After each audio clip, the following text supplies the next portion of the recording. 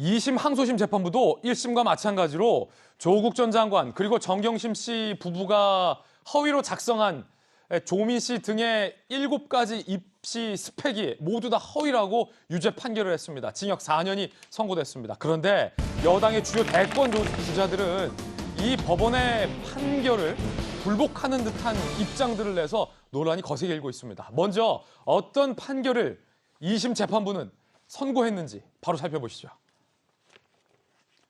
2심 재판부 죄질이 매우 안 좋다. 12개 혐의를 유죄로 인정했습니다. 죄질이 안 좋다는 거죠. 자녀 입시 비리 의혹, 사문서 위조, 업무방해, 위계 공무집행 방해, 허위 작성 공문서 행사 등 모두 유죄. 재판부가 이렇게 질타했습니다. 입시 제도는 공정할 것이라는 일반 국민들의 믿음. 다른 건 몰라도 우리 아이들이 부모가 돈이 있거나 없거나와 상관없이 입시 제도만큼은 공정할 것이다 라는 우리 사회의 이 믿음을 다른 사람도 아닌 정경심 씨, 조국 전 장관 부부가 심각하게 훼손했다. 재판부의 질타가 굉장히 여운이 남습니다. 사모펀드 비리, 업무상 횡령은 무죄, 출자 약정금액 거짓 보고는 무죄. 하지만 차명 계좌 개설 유죄, 미공개 정보를 취득해서 거래했다는 것 일부 유죄, 일부 무죄. 증거 조작, 자산관리사 관련 증거 인멸교사가 이번에 유죄로 1심과 달리 추가 인정됐습니다. 정 교수 동생 관련 자료 삭제 지시도 유죄, 펀드 운용 보고서 위조 지시는 무죄. 2심 징역도 4년, 벌금 5천만 원이 선고됐습니다. 정경심 씨 변호사의 이야기 한번 들어보시죠. 학중 편향적인 그리고 선입견으로 가득한 판결문이었기 때문에 오늘 판결 자체는 원심 판결을 반복한 것이어서 대단히 아쉽고 유감스럽다고 하지 않을 수가 없습니다. 10년 전에 그 입시 제도 하에서의 그 스펙 쌓기라고 하는 것들을 업무 방해로 재단하는 그 시각이 여전히 바뀌지 않았음에 답답했습니다. 과연 얼마나 많은 사람들이 현재 해석에 의해서 범죄로부터 자유로울 수 있을 것인가. 저희는 판결문을 검토하면서 상고를 하지 않을까라는 생각이 듭니다. 앞서 신문 읽어주는 남자에서 1심에서 무죄였다가 2심에서 유죄가 늘었다라고 제가 말씀드렸는데 더 정확하게 말하자면 증거 인멸 행위와 관련해서 무죄가 유죄로 2심에서 추가 인정됐다라고 말씀드릴 수 있겠습니다.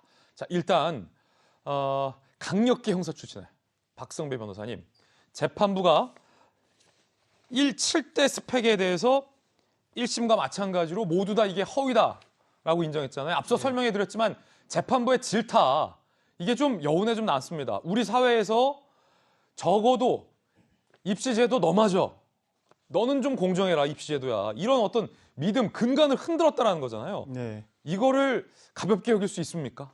이 정 교수의 공소 사실 중 국민들이 가장 관심을 가진 부분은 아마 입시 비리 의혹인 것 같습니다.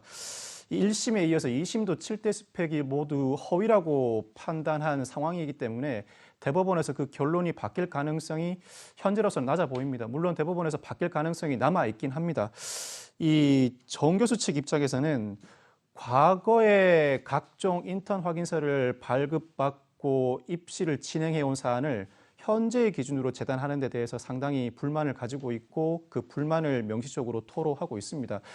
그렇지만 지금은 과거와 입시제도 자체가 바뀐 것 같습니다. 저만 하더라도 통상 입시를 할 때 정성적 요소, 이른바 시험 성적으로만 입시 당락 여부가 결정됐습니다. 그렇지만 현재는 정성적 요소 외에도 정량적 요소, 과외 활동이 입시 결과에 미치는 영향이 크기 때문에 과거와 달리 각종 인턴 확인서의 사실 여부는 중요한 쟁점이 될 수밖에 없다고 보입니다. 더더군다나 인턴 확인서 내용 등을 일부 과장할 수 있다.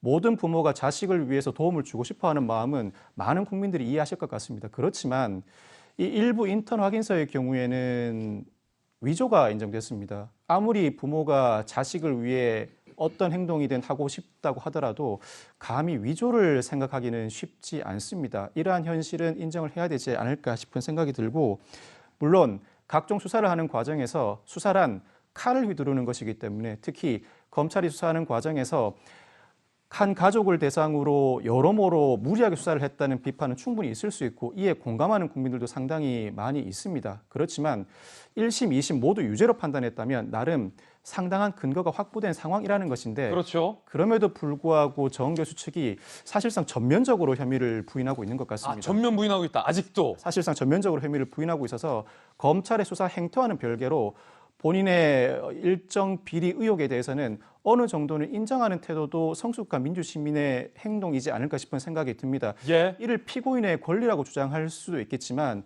모든 권리 행사에는 책임이 따르겠죠. 그로 인해서 형이 가중되는 상황은 피하지 못한 것으로 보입니다.